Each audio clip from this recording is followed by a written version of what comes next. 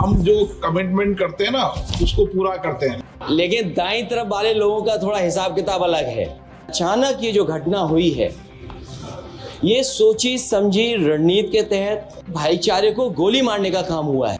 अध्यक्ष महोदय सुनिए, ये सुनना चाहिए। संभल के जिलाधिकारी संभल और पुलिस अधीक्षक संभल आदेश को पढ़े बगैर शाही जामा मस्जिद पहुंच गए। लोगों ने सर्वे का कारण जानना चाहा तो सर्किल ऑफिसर ने उनके साथ गाली गलौज की।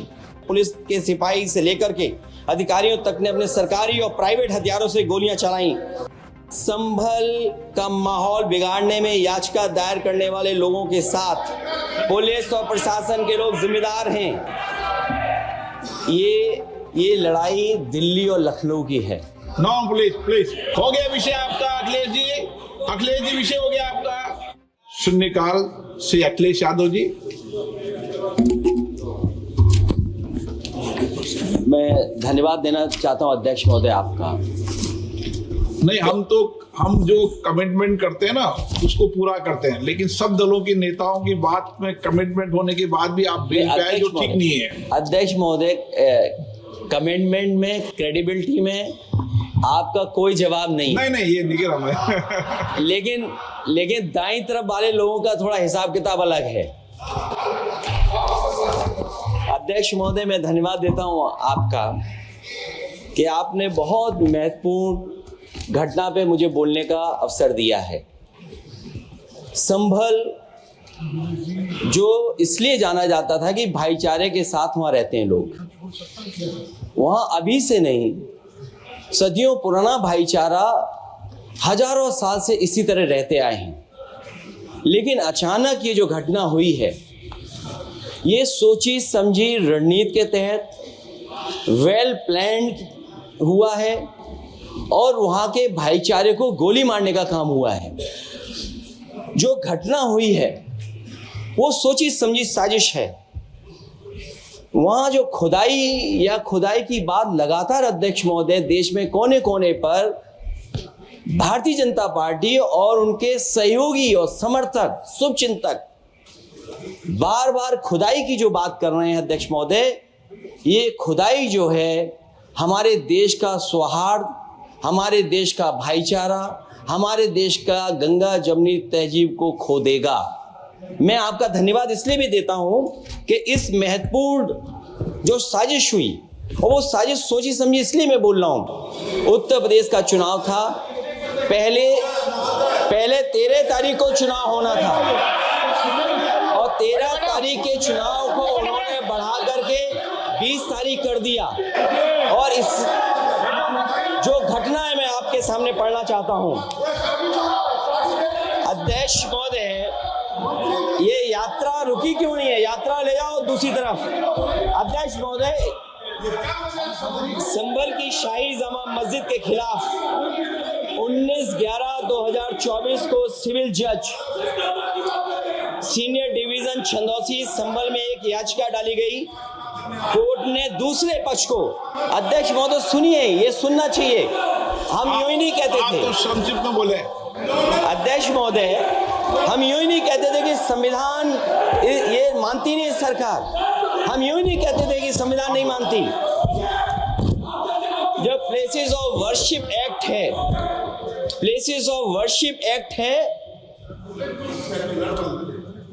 हम बनते तो बहुत कुछ हैं।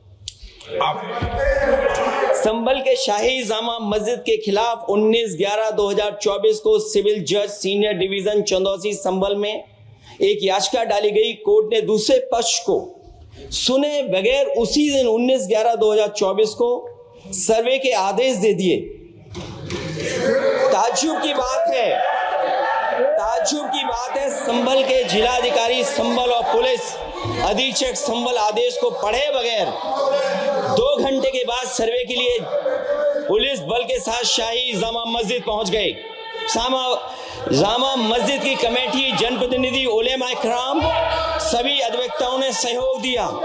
जिलाधिकारी संभल और पुलिस अधीक्षक संभल ने 2.5 घंटे सर्वे के बाद कहा सब सर्वे पूरा हो चुका है और अब रिपोर्ट कोर्ट को भेज दी जाएगी।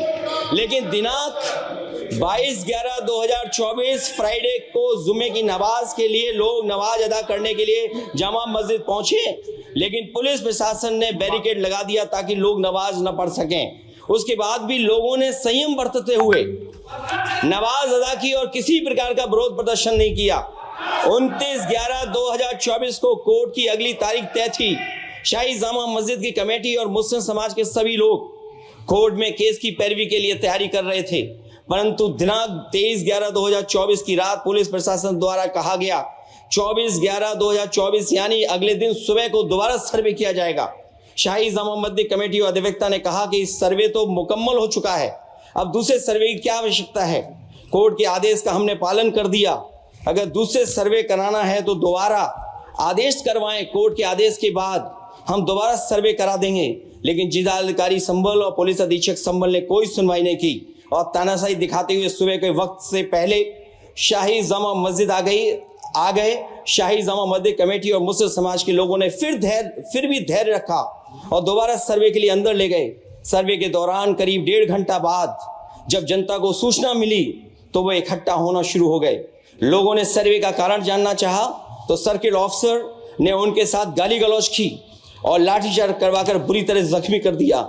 इसका विरोध करते हुए चंद लोगों ने पत्थर चलाए, जिसके बदले में पुलिस के सिपाही से लेकर के अधिकारियों तक ने अपने सरकारी और प्राइवेट हथियारों से गोलियां चलाई, जिसका वीडियो रिकॉर्डिंग है, जिसके एवज में दर्जन लोग गोलियों से घायल हो गए हैं।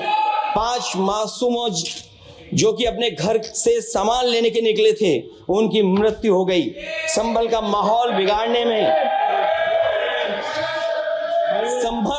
संभल का माहौल बिगाड़ने में याचिका दायर करने वाले लोगों के साथ पुलिस और प्रशासन के लोग जिम्मेदार हैं। इनको निलंबित किया जाना चाहिए और हत्या का मुकदमा चलाया जाना चाहिए, जिससे कि लोगों को इंसाफ मिल सके और आने वाले समय में कोई इस प्रकार की संविधान के खिलाफ और गैर कानूनी घटना को अंजाम न दिया जा सके। अध्यक्ष महोदय, ये लड़ाई दिल्ली और लखनऊ की है। नो प्लीज कभी दिल्ली पहुंचे थे जिस रास्ते, वही लखनऊ वाले उसी रास्ते पहुंचना चाहते हैं। उज्जर रमन सिंह जी 2 मिनट बोल रहे, आप 1 मिनट बोल रहे हैं। हो गया विषय आपका अखिलेश जी विषय हो गया आपका। अखिलेश जी विषय हो गया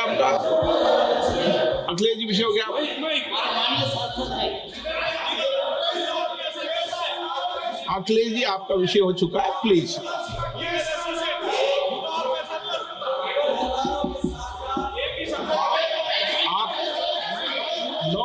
जल्दी आप बोलना चाहते हैं, प्लीज। चलिए, हो गया उनका विषय, उन्होंने